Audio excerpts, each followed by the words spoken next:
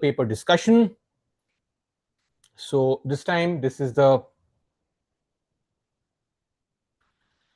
IR paper, paper 2. So without further delay, let's begin. First question. Discuss the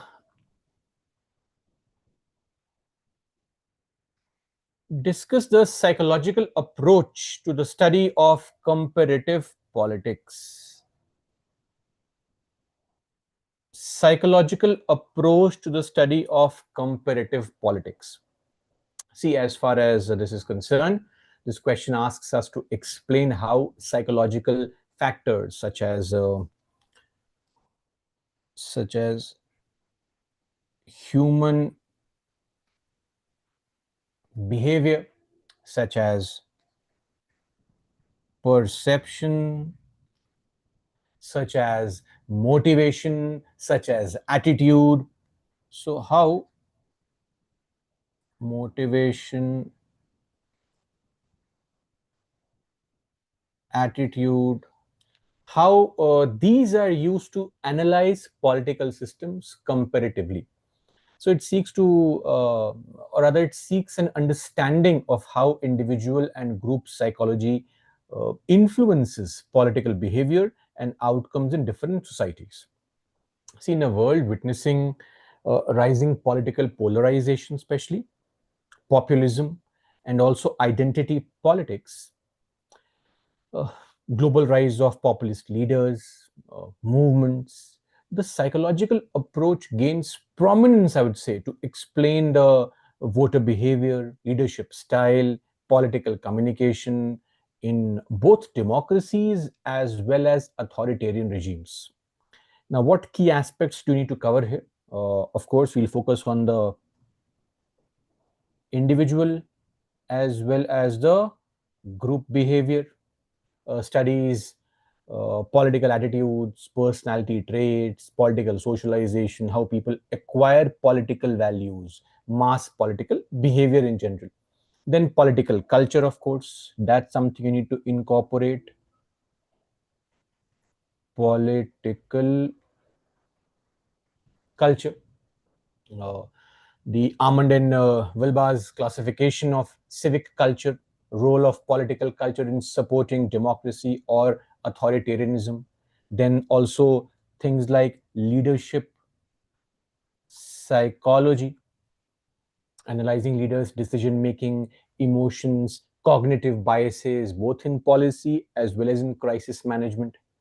Then, of course, behavioral as well as psychological approach. Okay, originating from the idea of behavioralism, which emphasized empirical scientific study of politics focusing on individual behavior, and then application of conflict studies, of course, that's also there. Conflict studies. So a role of perception, a role of misperception in conflict, in peace, psychological barriers to conflict resolution. Then the techniques meaning the use of surveys, the use of opinion polls, experimental social psychology tools, etc. And also we have to focus on the limitation aspect, writing all this in brief. A limitation would be the overemphasis on the individual, that may neglect the structural, the economic factors. Sometimes, as we say, it is also criticized for reductionism, right? That's also there. See, growing use of neuroscience and political psychology to study leaders' brain responses and decision making. That's a unique aspect here. In fact, we also have this impact of social media algorithms now shaping psychological, political polarization globally. Okay, so as we say that politics is the art of influencing people, psychology focuses on how cognitive and emotional frames shape such influence. Okay, and in the previous years, I think there was a question in 2017, if I'm not wrong, on this idea of behavioral approach in political science. Then they had a question on role of political culture in democracy in 2019. So similar kind of questions have already been framed in the past as well. So of course, this was waiting to be asked. Okay, next one. Neoliberalism has enlightened neorealism's dark view of international politics. Comment. So this question asks to contrast neoliberalism and neo-realism. Okay, of course, in international relations, focusing on how neoliberalism provides a more optimistic, I would say, perspective. So the focus is on the more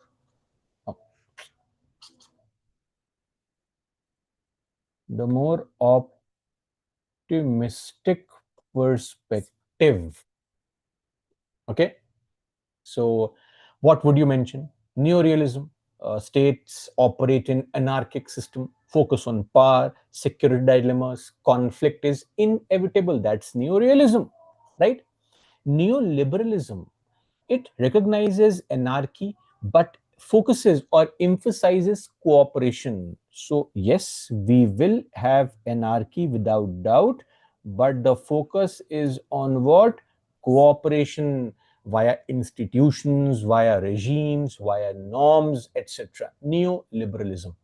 Okay, institutions like, say, UN, institutions like WTO, they all facilitate cooperation, right? They reduce uncertainty. Okay, so also economic interdependence that promotes peace. That's the liberal outlook, right? And see, neoliberalism offers a more, I would say, a lighter view with possibilities of order, possibilities of collaboration. Mention those aspects. For example, climate change efforts, they show institutional cooperation, uh, overcoming all possible security competition. So the critique of neo-realism's pessimism is what it is, promoting multilateralism, complex interdependence. In the recent context, you would have seen global challenges like, say, pandemic, the climate changes.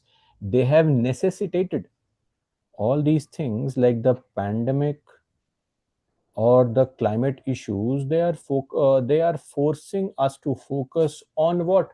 Forcing us to focus on cooperation, institutional roles, etc.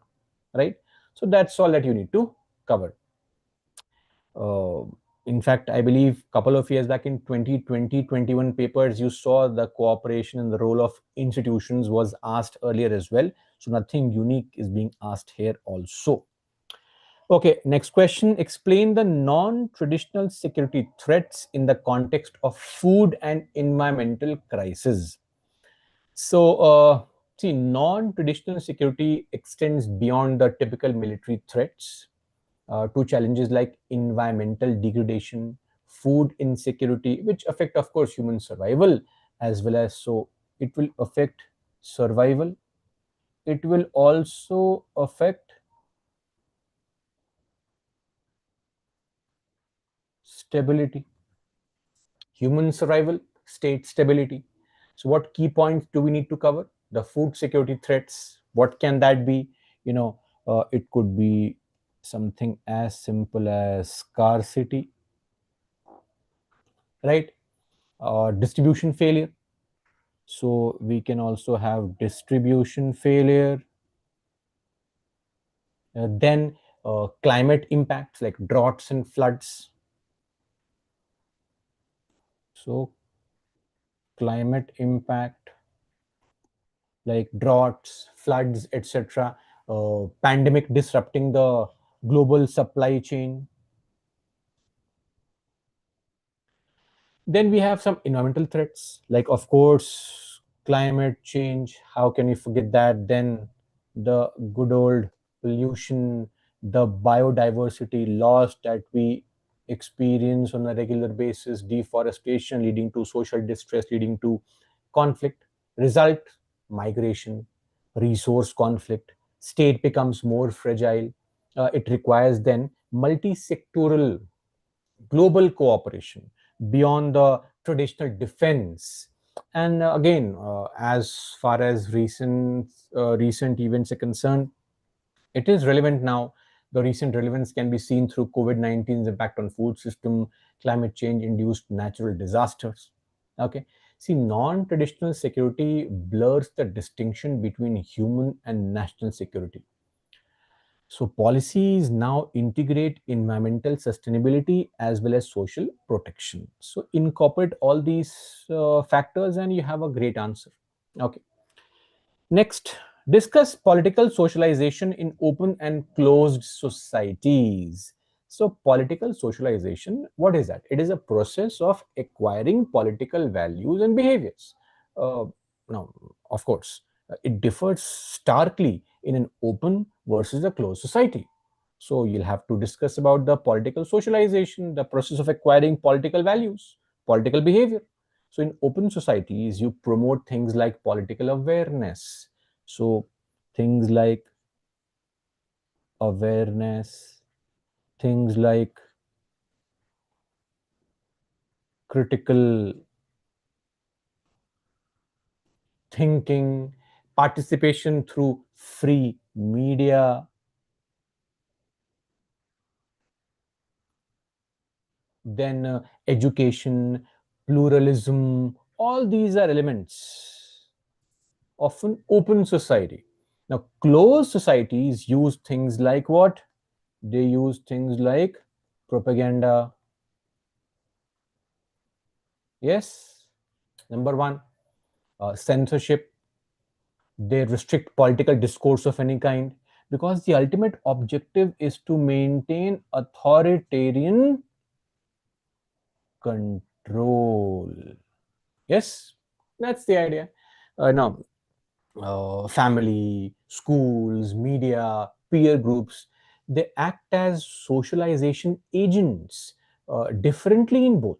So, in open societies, we produce active, informed citizens, closed ones, often fostering apathy, control, loyalty, right? Closed ones will have this very unique kind of apathy, and the loyalty is very closed within a closed group only. That's a difference. And I think in the we can also add a very interesting point of the digital era's paradox, that even closed societies now face information flows, which is challenging the state control. So you have to also add that element, that the digital era is making it extremely challenging for any society to be completely closed now, and that's there. See, the evolving role of social media as a political socialization agent is altering both open and closed societies dynamics comprehensively. Incorporate these and we are done.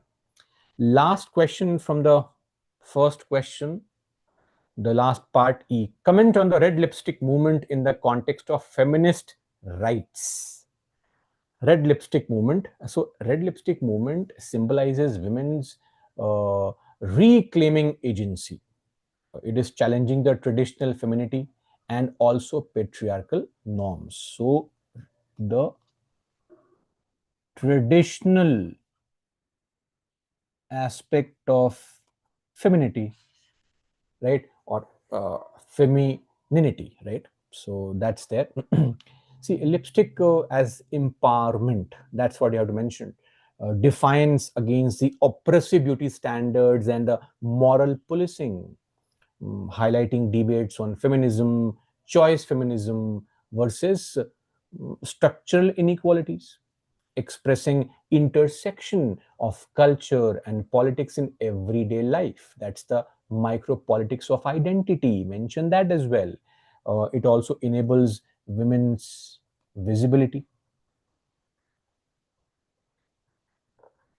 right? Uh, Confidence and also solidarity in the socio-political space. And contemporary feminists use it to confront the stereotypes without actually rejecting femininity outrightly, right? So we are focusing on rejecting stereotypes. That's it. We are not rejecting femininity outrightly. See, the movement counters both conservative cultural norms and certain feminist critiques by emphasizing on what? Individual agency through self-expression. Again, mentioning all these aspects is important to have a comprehensive answer.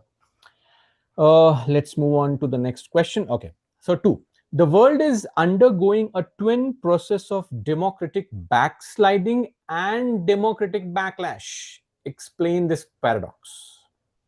See, paradox of simultaneous decline, that is the backsliding of democracy in some countries, and the rise, the backlash.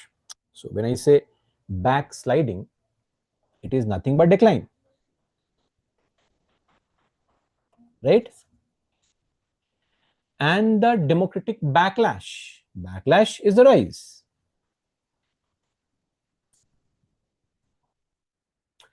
Rise of efforts to strengthen, to reclaim those democratic values in some countries. So in some countries, you see a decline in democracy. In some countries, you see a rise or at least strengthening of efforts to reclaim the democratic values.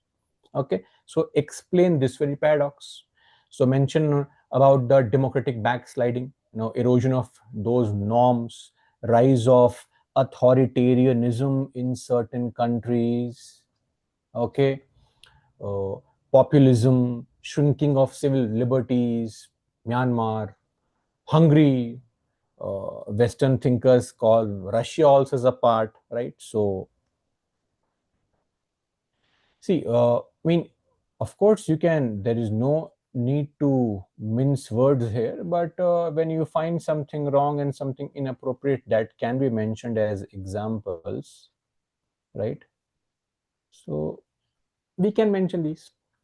Then the democratic backlash or the rise or the reclaiming of those values, like all those pro-democracy movements that you see, be it something as simple as the citizen activism, something as complicated as judicial assertiveness, all these are a part. Like say the protests in Chile or the BLM in USA, Black Lives Matter. Okay, see, the root cause has been economic inequality. The root cause has been polarization. The root cause has been misinformation, weak institutions. These are the root causes. The result, global democracy faces stress. Okay, global democracy faces stress, but also resilience and renewal attempts simultaneously.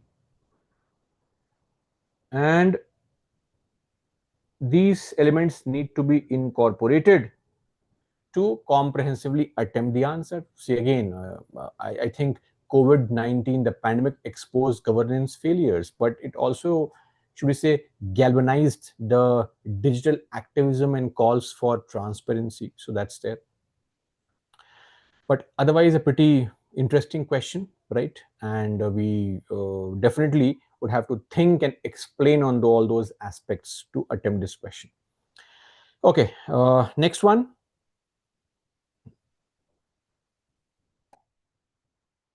The withdrawal of the USA from WHO will impact global health. Reimagine WHO's role in the global health agenda. See, US exit, of course, threatens what? It threatens funding. If nothing else, at least this. Definitely. It also threatens global coordination. So WHO needs reform to remain effective for global health challenges and pandemics. Some important points that you can incorporate would be, funding crisis. So that's there. In fact, weaknesses exposed during the COVID-19, like slow response, political interference, right? So we have seen slow response. We have seen lot of political interference as well. So reforms are needed. I mean, enhancing transparency, enhancing accountability. Then, very important, we need to have equitable representation, right? Strengthen the partnerships with regional bodies. In fact, we can incorporate and we should incorporate NGOs. We have to incorporate the private sector. All these need to be incorporated, and ensuring that WHO can coordinate future pandemics, vaccine access, health equity, etc. See, the problem has been USA's withdrawal, rejoining, etc. That is separate, but structural reforms remain urgent, because not just the variants of the pandemic but also other threats are looming large. So whether you have USA, whether it withdraws today, joins, rejoins, whatever has been happening, irrespective of that, we needed structural reform. So we'll have to explain those here. Okay, next, the last part of question 2: illustrate with examples how transnational actors have transformed world politics. Transnational actors, see, they have qualitatively transformed the world with their fresh insight. That's true. Something as simple as who are these transnational actors? First, NGOs,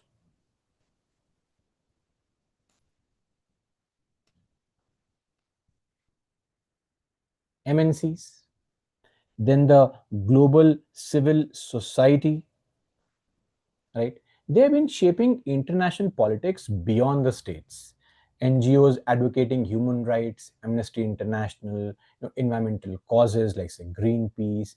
MNCs are influencing global economy like say in tech, Alphabet or Google, Apple, pushing for regulatory changes. In social movements like the Arab Spring, the Me Too movement, right? These have transcended borders, of course, through social media. Then international advocacy shaping, sometimes, in fact, shaping UN policies also, like the Paris Agreement. And so we say it's the hybridity of power. Hybridity of power. Hybridity of power. So, not just states, but even networks shape global governance. Bill and Melinda Gates Foundation's global health initiatives, climate activists like Greta Thunberg mobilizing youth worldwide. Now, I mean, beyond all the jokes about these people, you can always mention these examples, right? I'm sure, especially in India, we don't have many fans of such people, but what can we do? For the exam purpose, we have to mention these as examples.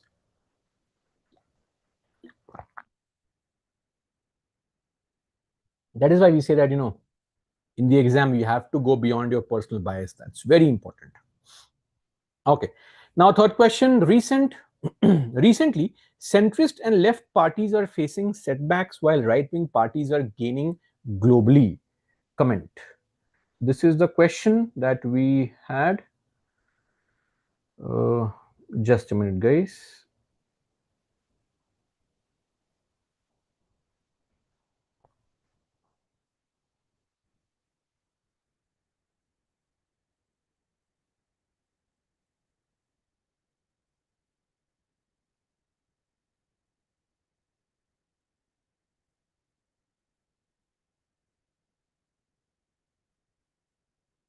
Okay. So, comment on this. So, again, the question is very simple. The idea is that we are focusing on analysis of why centrist and left parties have been losing electoral ground worldwide, while right wing, often nationalist or populist parties are gaining influence. That's there. Okay. So, of late, centrist and central left political parties have been facing setbacks, while center right parties have been in ascendancy the world over. So gaining globally. Okay, that's the idea. So, of course, we have had economic discontent. Globalization and neoliberal policies have led to economic insecurities that traditional left centrist parties could not adequately address. We have also seen a sense of what cultural backlash, yes or no? That's there. Right wing parties capitalize on this identity politics, nationalism, anti immigration sentiment. Then we have populism. That's also an element.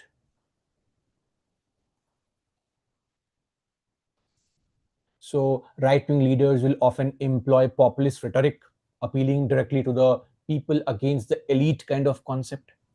Then we have also seen left fragmentation. Left coalitions are often divided ideologically, which weakens this entire electoral appeal. So the left has seen some kind of fragmentation as well. Then media and social media, right-wing movements adept are very, in fact, people say they're very adept at using new media platforms for outreach, for agenda setting.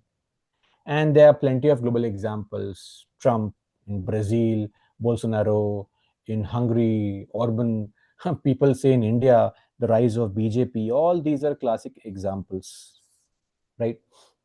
Now, we have seen some counter movements as well. Some counter movements exist, like the some leftist resurgence is seen in through some progressive social movements. You can mention those as well. See, the emergence of illiberal democracies and erosion of democratic norms sometimes is linked with right-wing ascendancy also. Okay. In fact, this is nothing unique. I have just rephrased for you to understand. In fact, in 2020, they did ask a question on similar lines on the rise of right-wing parties and populism. And in fact, in 2019, also they had asked a question regarding this only, the behavioral and the ideological shift in politics. So this is the shift that we were talking about, and which is what is being witnessed. Okay, so that's there. Now let's move on to the next question. So again, a simple question: collective security and responsibility to protect, R2P, responsibility to protect. Number one, collective security. Number two, responsibility to protect. So you have to, the question says, they are similar but different in scope, goals, and methods. Scope, goal, method. So we'll have to differentiate between them, summarizing the question for you to understand simply. Okay. So, see, as far as this idea is concerned, very simple comparison between collective security and the responsibility to protect in IR. So, what is collective security? Firstly, a system, this concept is where a system is there where aggression against one member is treated as aggression against all. The idea is to maintain peace. UN Security Council. Now we have responsibility to protect norms, jurisprudence that states should protect populations from things like genocide, things like war crimes, things like ethnic cleansing. So here we are focusing on norms, we are focusing on jurisprudence. So if you fail, then international communities will have to intervene. Okay. So now, in terms of scope, collective security is very broad, whereas R2P prevents largely, if you look into this, collective security, as I said, maintains international peace. R2P is very specific in nature, protecting civilians from any kind of mass atrocities. Okay. Then goals, collective security prevents wars. R2P prevents what? Humanitarian disasters. And the methods, mention those also. Collective security will rely on political consensus and force. R2P may include diplomatic, humanitarian action, sometimes military action also. NATO is a very good example of collective security. UN intervention in, say, Libya, the right to protect. That's it. See, summarize it very simply. R2P challenges traditional sovereignty norms, emphasizing human security. That's the whole point. Okay, the third part. The third question said global south sensitive model of globalization would prevent the danger emanating from over centralized globalization, right? So we have to simply discuss again a simplified form how the global south sensitive model of globalization can prevent dangers of what? Over centralized globalization. So the question discusses how a globalization model which is sensitive to global South's realities can mitigate the risk of very centralized, in fact, overly centralized globalization dominated by developed nations. Okay. So some important pointers would be you'll have to cover things like the critique of current globalization, how we have concentration of wealth and power in the global north, which increases inequality, right? Then the global south sensitive globalization, it emphasizes on equitable participation, fair trade, technology transfer, very important as a tool, as a concept. Technology transfer, we have to focus on this. Development of any and every kind suited to global south context.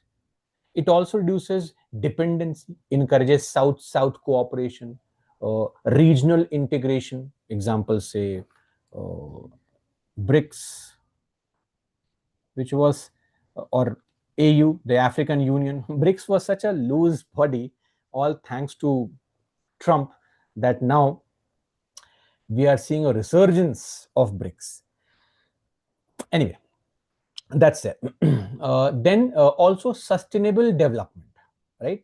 It also encourages south-south focus on priorities like poverty reduction, environmental sustainability, right?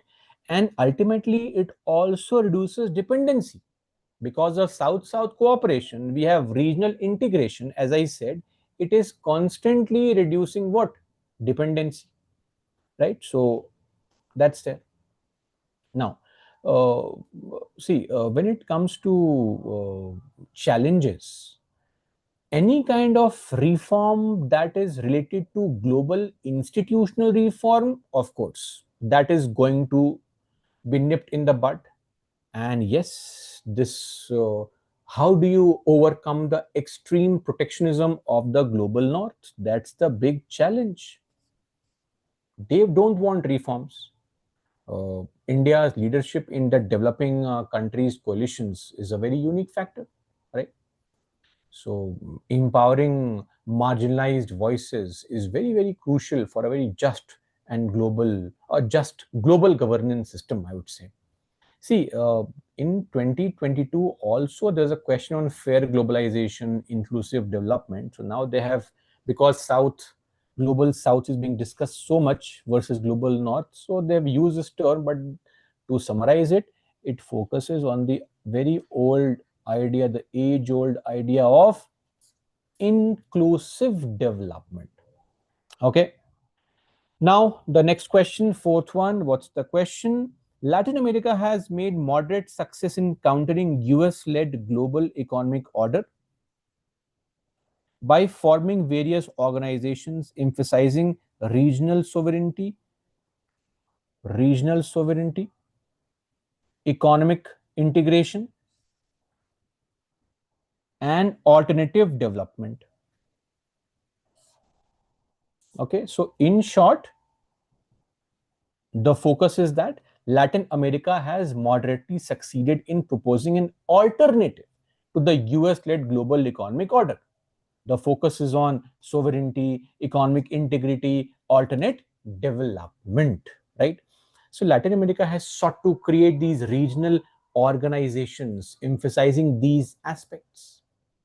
Now, organizations like, so one very popular one is Mercosur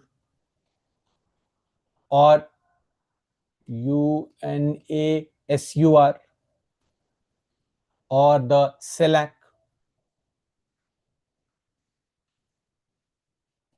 etc. So they are aimed at regional cooperation. They are reducing the dependency on the US-led institutions. The focus is on protecting regional autonomy, promoting South-South cooperation, right? So economic integration has progressed, but it faces hurdles from internal divisions. It faces hurdles from external pressures also. Now, what's the criticism here? One thing is, of course, they have a very limited global influence. And this continued economic reliance on countries like, say, USA, countries like China, I mean, this has to come down, of course, right, at some point of time. See, Latin America champions alternative development models and they are emphasizing on social welfare, they're emphasizing on environmental protection. That's great. In fact, Brazil's leadership in BRICS showcases this alternative economic alliance only. A classic example. So ultimately, rising regionalism, multipolarity, etc., they offer new space. But US-China rivalry will influence Latin American dynamics also. So we will see that, we'll witness that as well. Okay, next one. How successful has the ASEAN plus 3? How successful has the ASEAN plus 3 been in addressing regional problems? Support to answer with examples. So we have to simply evaluate ASEAN plus 3 successes with examples. Simple, straightforward. I have just modified it for you to have a better understanding. ASEAN plus 3. Who are those plus 3? The plus 3 are China, Japan, and South Korea. Okay, so they serve as a key platform for East Asian regional cooperation. You will mention those points like promoting a political dialogue, economic cooperation, security arrangements, then successfully addressing financial crisis, the very infamous Asian financial crisis of 1997. Okay, the Chiang Mai initiative, then enhancing disaster management coordination, encouraging regional trade, encouraging investment integration. And what are limitations that they face? Of course, the very big limitation is the difference in what? Difference in national interest. That's the very first limitation. Then also they are very limited in resolving any kind of territorial dispute, be it the South China Sea or what you just saw recently, right, involving these countries like Thailand, etc., right? So that's a concern. See, to summarize, I would say engagement in managing something like a pandemic response, supply chain issues, etc., evolving regional security dialogues, all these could be an element or could be elements in the answer. Next, let's move on to the third one. Trump's return to the White House is a jolt to push the European Union to invest in its own defense and economic and technological revival. Comment. Okay, so Trump's return will push the EU to invest in its own defense and economic revival. Yes, of course, right? See, Trump's presidency, of course, has challenged multilateralism, prompting EU to rethink comprehensively and completely its defense and economic strategies. So Trump has criticized the NATO. We know very well. That's the idea. He's a businessman. He is not a politician. He only thinks money. He has pushed for the fair burden sharing problem. This has resulted in completely unsettling the transatlantic relations. EU has galvanized to strengthen defense. PESCO, the European Defense Fund, you see that happening already. In fact, economic revival focuses on technological self-reliance and also digital sovereignty. And in fact, this should be seen by EU as an opportunity to reduce over dependence on USA. It's a blessing in disguise. See, challenges will remain. Uh, how far will there be an internal EU cohesion? That's something that we are yet to see. Only time can decide. Then we might also have external threats. So, no, Trump's, no, I would say non-presidency beyond 2020, EU has continued its pursuit of strategic autonomy, but has been facing a lot of US EU complexity in dynamics. That's been there. So it is not just Trump's coming back to power, but otherwise also we have been witnessing how EU has slowly been moving on to gain some strength, some independence. Okay, now the second section, section B. Again, the first part would be the questions there. 5 questions, all mandatory. China's growing influence and shifting. So, China's growing footprint and a tangible shift in power dynamics in Bangladesh has weakened India's leverage in Dhaka. I have just modified the question to suit or to help us understand. It remains the same. I've just changed certain words for us to understand it properly.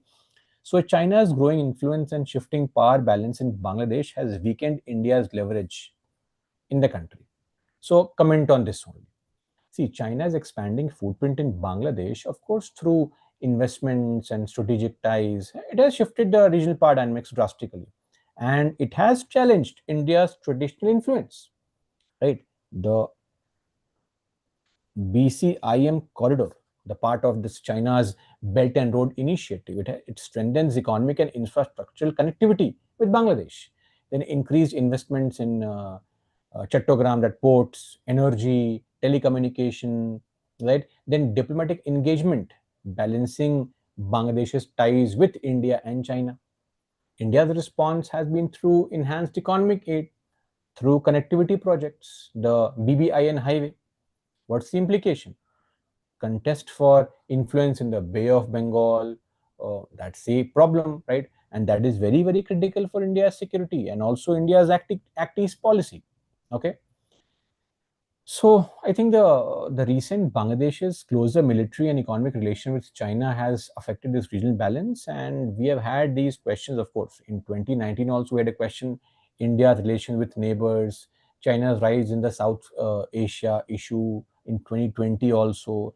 So similar kind of questions are being asked consistently. Again, nothing unique for us here, no surprises here. Then second one was, would you agree with the contention that India's inclination to lean on a more aggressive, hyper realist posture has gained a new momentum in the aftermath of Pahalgam terrorist strike? Comment. So, in short, has India adopted a more aggressive, hyper realist stance post Pahalgam? Comment. See, the question seeks to probe, or rather, it probes if India's foreign and security policies have become more assertive, more hardline. When I say hyper realist, I mean to say more hardline.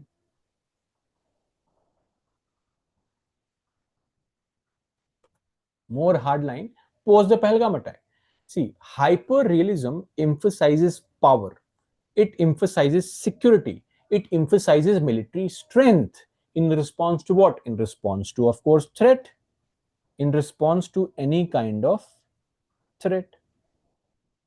Okay, and post Pahalgam, post Balakot, so many, India has adopted this proactive defense measure, surgical strikes, international advocacy against terror.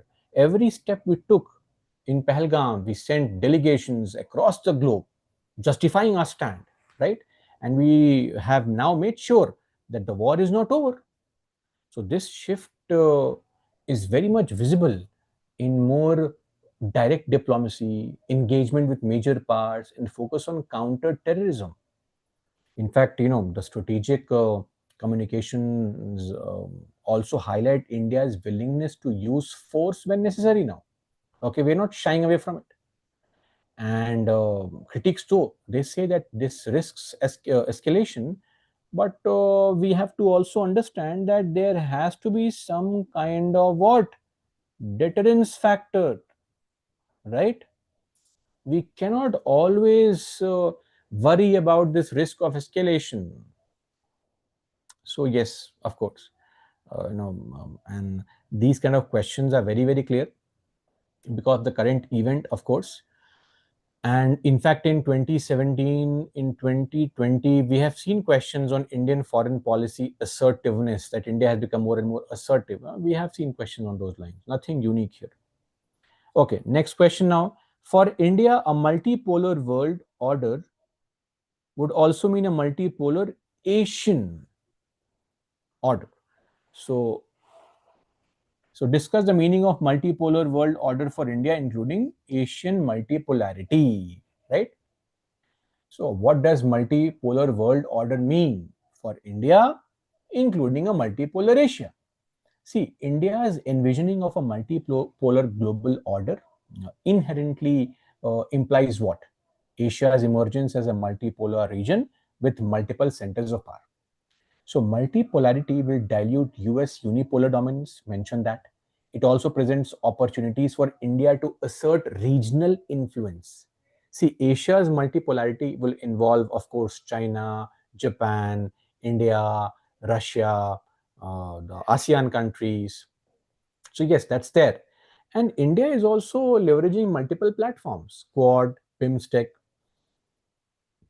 So these are being used by India to balance China's rise. And multipolar Asia offers chances for a more diversified, I would say, yes, I mean, diversified strategic partnership, frankly, diversified economic ties also.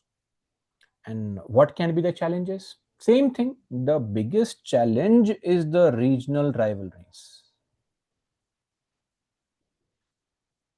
that we face, unresolved disputes, need for institutional cooperation. You see China supporting India's sovereignty, but our disputes are not resolved comprehensively, right?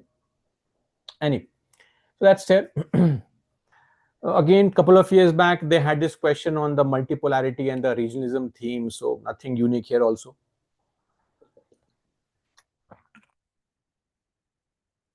Such questions are being asked on a regular basis. Then the next one, does the NAM have any future in the wake of India's growing indifference towards it? Tell me, does the non-aligned movement have a future given India's wavering interest, India's indifference? Does NAM have a future given India's growing indifference towards? This question evaluates the relevance of NAM in the contemporary international system, where India seems less attached to its founding principle. See, NAM's Cold War context is actually outdated.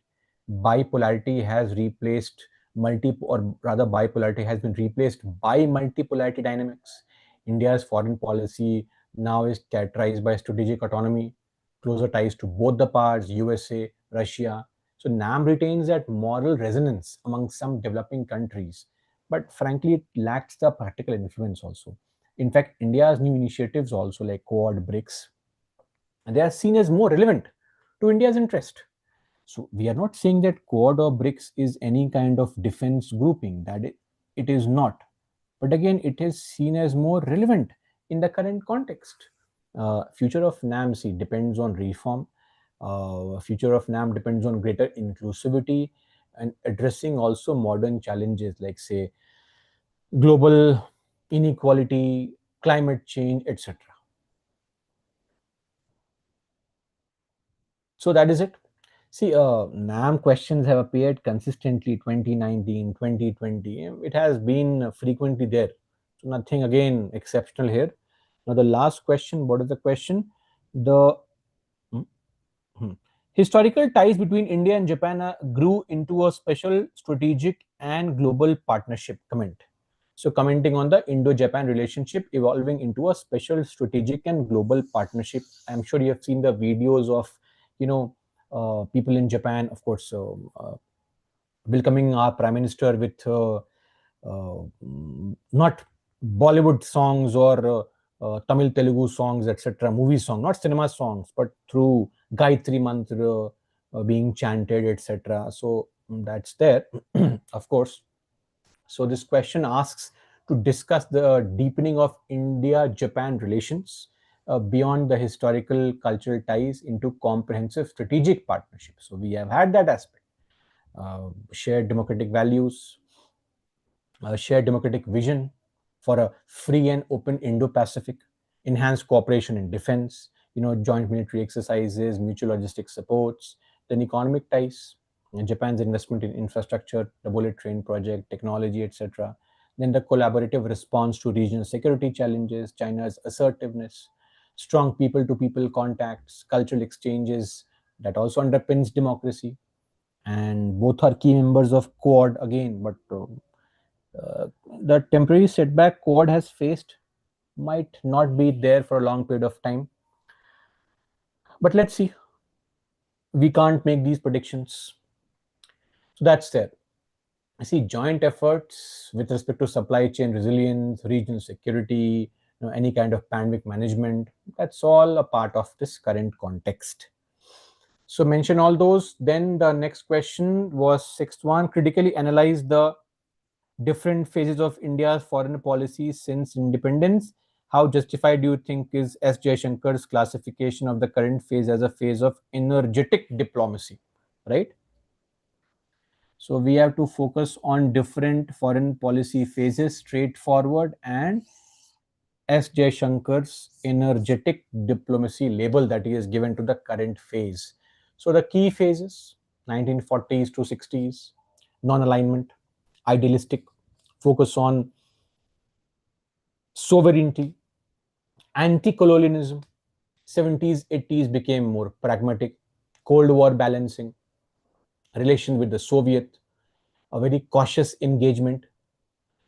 1990s, we saw the post-Cold War liberalization, outreach to USA, economic diplomacy happening. Then the 2000s, we saw the strategic partnerships, nuclear diplomacy, Act East policy, and currently, as we say, energetic diplomacy. So the idea is simply saying proactive global engagement, multi-alignment, leveraging strategic autonomy, assertive positioning, especially in Indo-Pacific, enhanced defense diplomacy. All this is a part of energetic diplomacy. Okay, so see, the critical points here would be, of course, this is in the early phases, but think of the entire structure. If you look at it, in the initial part, we were very idealistic, but the global impact was limited. The recent phase is marked by realism. Recent phase is marked by opportunism, and that is ensuring balancing conflicting interests also. Of course, challenges remain: regional tensions with China and these buggers, next door neighbors there, then global backlash against multilateralism. So yes, energetic diplomacy is fully justified given India's more, I would say, confident global posture. Okay, so in fact, active diplomacy is visible in various aspects, be it G20 leadership, be it something as simple as vaccine development or vaccine diplomacy, be it the Quad, right? Be it just standing up to the might of the Trump tariff. All this is there. Okay. Then we had the next question, which was India maintaining strong ties with countries that will assure a free and open Indo-Pacific and guarantee greater connectivity with the rest of the world. India maintains strong ties with countries that will assure a free and open Indo-Pacific and guarantee greater connectivity with the rest of the world. So India maintains strong tie with countries securing an open Indo-Pacific and global connectivity. Yes, of course. So this wants us to focus on this, India's diplomatic effort to foster relations, ensuring security, freedom of navigation, and also on economic integration in Indo-Pacific. Engagement with USA, Japan, Australia, emphasizing maritime security, strengthening the bilateral ties. So whether it is, US, Japan, Australia, whether it is the ASEAN nations, okay, the Pacific Islands, South Asian neighbors, then infrastructure initiatives, the connectivity projects like Indo-Pacific Vision 2030 that we have, Indo-Pacific Vision 2030, okay, or Sagar.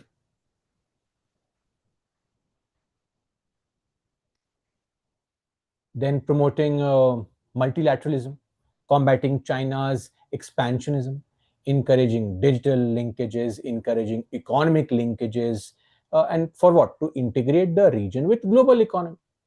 Let's see, strategic competition shapes diplomacy, and India seeks to balance economic growth with regional security. And in fact, in the last couple of years also, we have seen questions on Indo-Pacific strategy. Nothing unique, simple, straightforward question. 6C, the tariff threats have pushed India and European Union closer. Evaluate the India-EU partnership. Impact of tariff threats in bringing India and EU closer. So, discuss the recent tariff-related tensions, how they have pushed India and USA closer into comprehensive strategic partnership. So, see, tariff threats and trade disputes triggered talks to broaden cooperation beyond trade, also cooperation or enhanced collaboration, I would say, in the field of technology, in the field of climate change, in the field of defense, in the field of digital economy, all these areas. And you see, EU has also supported India's global role. India values EU's market. India values EU's regulatory standards also, right? See, of course, issues like data protection, that's a big challenge. Investment barriers, that's a big challenge. Intellectual property, that's a huge concern, right? Let's not forget that. See, overall, tariffs have acted as a catalyst for deepening strategic relations. That is true, without doubt, right? So, see, trade negotiations, ongoing partnerships are pivotal for any kind of global economic governance, frankly. Okay, so that's there. Now, the seventh question. Seventh question was, it was a very lengthy kind of a question. I've just summarized it. India continues to invoke its time tested policy of strategic autonomy vis a vis both the USA and Russia by rejecting US offer of mediation on Kashmir issue and by refusing to criticize Russia in its ongoing war against Ukraine. So, India continues strategic autonomy with USA and Russia regarding Kashmir and Ukraine issues. Comment. Okay. So, see, again, India has maintained its traditional policy of strategic autonomy. We neither fully align with USA nor Russia because of this geopolitical pressure. As simple as that. India rejects US mediation on Kashmir. This has happened in the past also. This has happened recently also. We don't tolerate that. As simple as that. In the previous tenure also, suggestions of this kind were not appreciated by India. We did not take it or lightly, and we have outrightly refused any kind of mediation. In fact, we have told Trump in the past, you please tell Pakistan not to act over smart. That's all that we want others to do. Tell Pakistan not to act over smart. No mediation. It's our internal issue, frankly, right? Uh, so this actually also makes people and the world realize that this is a bilateral solution with Pakistan. And we overtly avoid criticizing Russia despite Ukraine crisis because we have long-standing ties. We have defense cooperation. That also, just beyond this question, also should make us realize that, see, in IR there is no permanent enemy and there is no permanent friend. You know, Rajnath Singh said the same thing recently. We know very well. But we have to always realize that no country is going to be a permanent friend. So let's not also suddenly start feeling that no, we have to rely completely on Russia. No, why should we? We might have a great relationship, but we have to ensure what? We have to ensure that we come up with our own structure and we find ways to strengthen our own systems to avoid any kind of over dependence on any other country, any other nation. So that's also there. Then, see, this is the strategic autonomy that we talk about, which allows India to balance relations to maximize national interest. And also reflects India's non-aligned but a very pragmatic foreign policy that we have evolved post the Cold War. Of course, the biggest challenge would be to navigate the great power rivalries, the region dynamics. I mean, something as simple as India has had such a good balancing act, Quad participation. On one hand, we have Quad, we also have BRICS, we also are hosting G20, right? So yes, that's a perfect example of the balancing act that we are experiencing. Okay, now next, so again a very large question, I have just summarized it for you to understand easily. Trump's,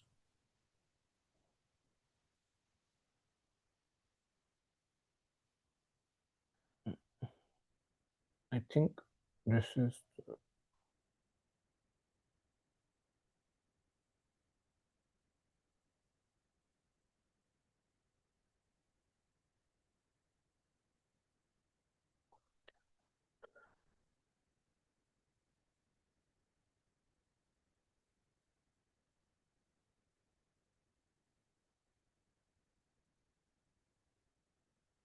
we'll have to skip on this, but let me read the question.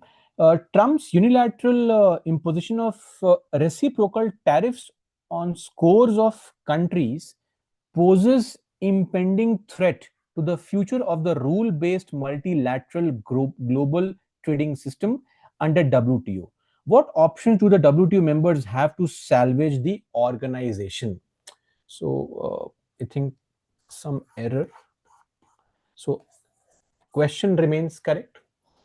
So Trump's unilateral imposition of reciprocal tariffs. See, Trump's imposition of unilateral tariffs has challenged, of course, WTO's rule-based system, and that again has prompted discussions on reforms. Unilateral tariffs undermine multilateral trade negotiations, dispute mechanisms, right?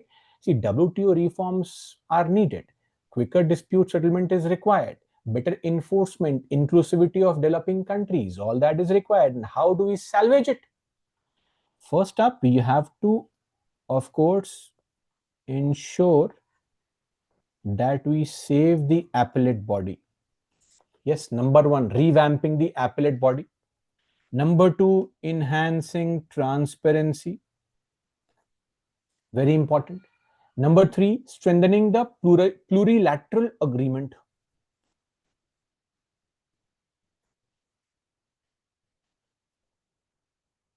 That's also there.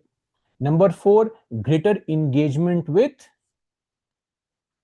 what? Emerging economies. Extremely important. Okay. And role of India, advocating for developing countries concerns in WTO. That's India's role. Okay. So again, WTO and question on this have been asked consistently. This time, tariffs became an important aspect for the paper. Okay. Then the next question was the non-alignment So non-alignment 2.0 underscores India's unique aspiration to emerge as a site for an alternative universality. Non-alignment. Non-alignment 2.0. See, of course, it reflects India's unique aspiration as a site for alternative globality, I would say. So, NAM 2.0 signifies India's vision to create an alternative global order, emphasizing what? Emphasizing independence, emphasizing multipolarity, emphasizing South-South cooperation. That's the whole concept, right? So, this is 7C. We'll discuss this here. What can you incorporate here? Of course, moves beyond the Cold War NAM, adapting to the contemporary multipolar world, emphasizing on strategic autonomy, non-polarity, multi-party global governance, projecting India as a leader of developing countries, South global discourse, that's important, okay? Then, of course, engaging with BRICS, engaging with G20, multilateral forums, while maintaining independence, okay? Incorporate that as well. And then, of course, addressing the challenges like global inequality, digital sovereignty, climate justice, etc. So, yes, India's diplomatic activism under NAM 2.0 is clearly evident in the African partnership, in the climate negotiations, etc.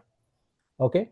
And again, as I said, NAM questions have been asked on a consistent basis since 2018. Okay. Now, next one, question 8A.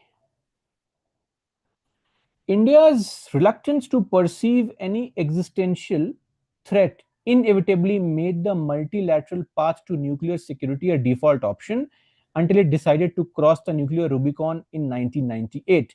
Identify and analyze some of the major reasons behind this shift in India's position on the nuclear question. See, uh, in short, India's reluctance to recognize existential threats and shift post 1998 nuclear tests. So, this question asks us to analyze why India was hesitant to recognize existential threats necessitating nuclearization, and why this changed with the 1998 Pokhran 2 nuclear tests. So, initial reluctance, let's put it like this, the initial reluctance. So, of course, commitment to the anti nuclear idealism, global disarmament, right? Confidence in moral diplomacy, strategic autonomy, and very limited external threats were recognized. The desire was to avoid arms race. Then, what were the reasons for the shift? Why did we actually shift?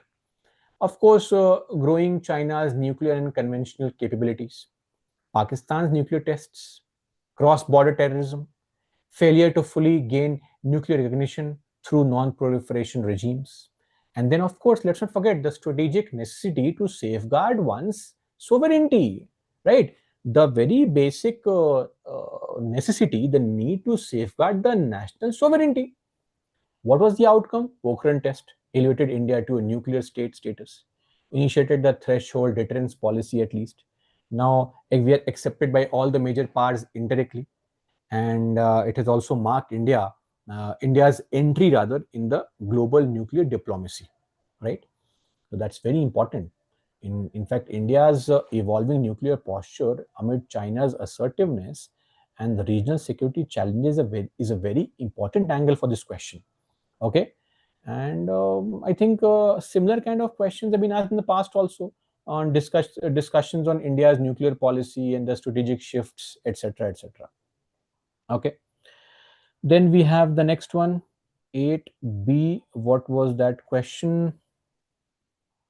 So discuss some of the key drivers of India's new interests in Africa, which might help in developing long-term competitive advantage over China.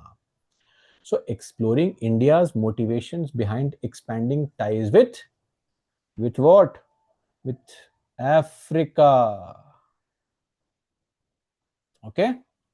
So see, of course, access to natural resources, market for Indian products or Indian exports, should we say, the strategic diversification, reducing over dependence on Asia centric ties, soft power, uh, diaspora, cultural connection, fostering goodwill, then collaboration in health, vaccine diplomacy, infrastructure, digital technology, then counterbalancing China's Belt and Road Initiative, the investment, and of course the debt diplomacy, collaboration with, or rather within, the multilateral platforms like, say, India Africa Forum Summit, emphasis on sustainable, humane engagement, reflecting India's comparative advantage over China, right? In fact, if you look at it, a very important aspect has been India's active role in African health missions, investments, developmental partnerships. Okay,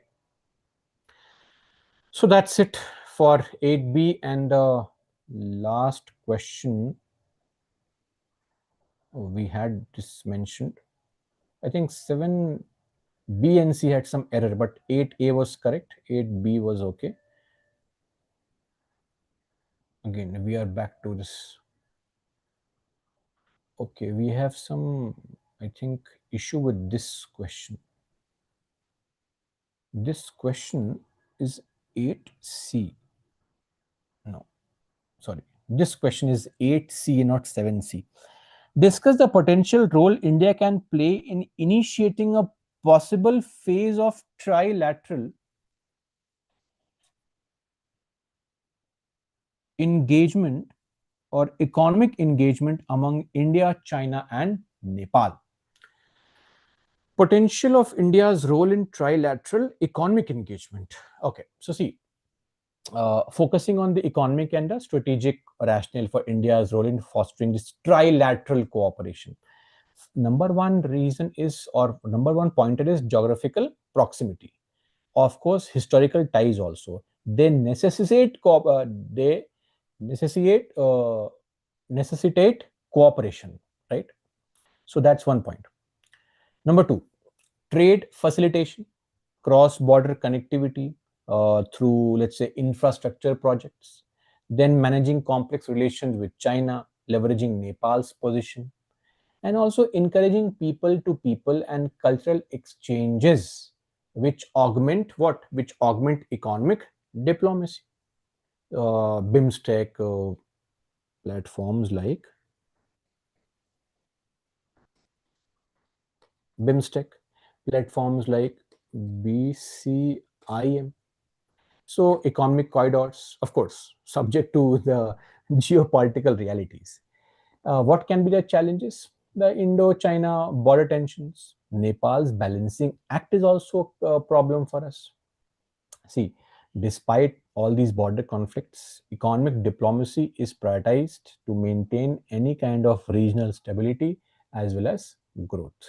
Okay, so this is it as far as our discussion for this paper is concerned. You have ample idea on what exactly was expected to be written in various questions.